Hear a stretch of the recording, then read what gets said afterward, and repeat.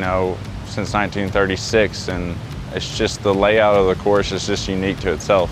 It starts with a lot of more natural landforms. I mean, Perry Maxwell built this course in the Depression. He didn't have bulldozers, and he walked down the street and found strong guys to work a shovel. So, getting the tees to sit down in the landform more, widening back out the corridors that have been lost over the years due to tree planting or just growth of trees, widening up the fairways again. The championships over the year had continued to demand narrower and narrower fairways.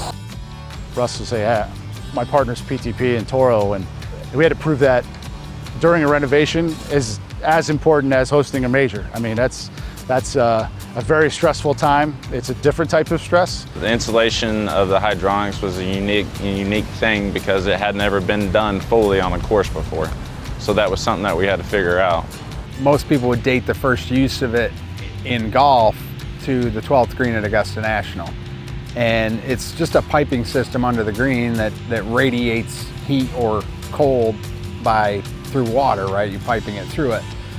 And really needs to be installed during a construction. So I would never recommend to a club to rebuild a green in Oklahoma and grow bentgrass unless they were going to do it.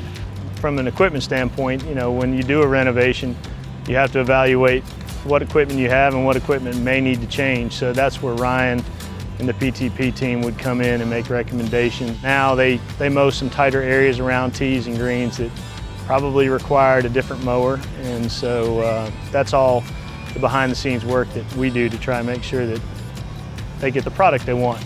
During a renovation, you've got a lot of members and people saying, hey, is this going to look right? Because I'm not playing golf and paying dues or not.